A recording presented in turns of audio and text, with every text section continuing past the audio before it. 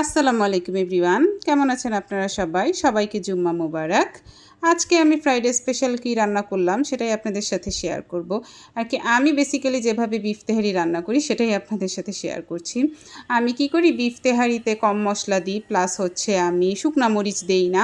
কাঁচামরিচ ফার্স্টে ব্লেন্ড করে দিয়েছিলাম, যে আর কি আমার মশলাগুলো ছিল বিরিয়ানির বেসিক যে মশলাগুলো থাকে, তো সেগুলো আমি সব শিলপাটায় বেটে নিয়ে মাংসটাকে অনেকক্ষণে মেরিনেট করে রেখেছিলাম।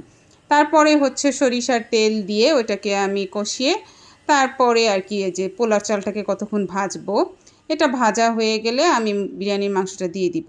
আসলে কি আজকে হচ্ছে এই টাইপের খাবার খাওয়ার একদমই ইচ্ছা ছিল না আর কি, আমার মন চাচ্ছে না। আমার শাশুড়ি মাও বললো সেও খাবে না, সে বললো যে আমি ভাত খাবো, আমি কিন্তু এগুলো খাবো না।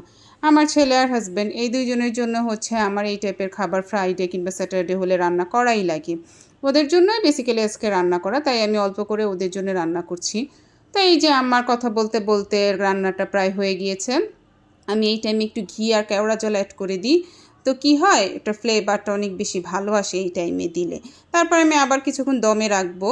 দমে রাখার পরে এই যে আমি দেখলাম যে না আর একটু হবে, তো আমি নাড়াচাড়া করে আর কিছুক্ষণ আমি দমে দিয়ে রেখেছিলাম। তারপরে যখন আর কি দম থেকে বের করলাম, দেখলাম না সুন্দর চালটা ফুটে গিয়েছে। তারপরে গরম গরম আমার হাজব্যান্ডের জন্য সার্ভ করলাম, যেহেতু আজকে আমি এটা খাবো না, তো ওকেই সার্ভ করে দিলাম, ছেলেকে খাওয়ালাম। আলহামদুলিল্লাহ, থ্যাঙ্কস ফর ওয়াচিং। আল্লাহ হাফেজ, বাই বাই, সবাই ভালো থাকবেন।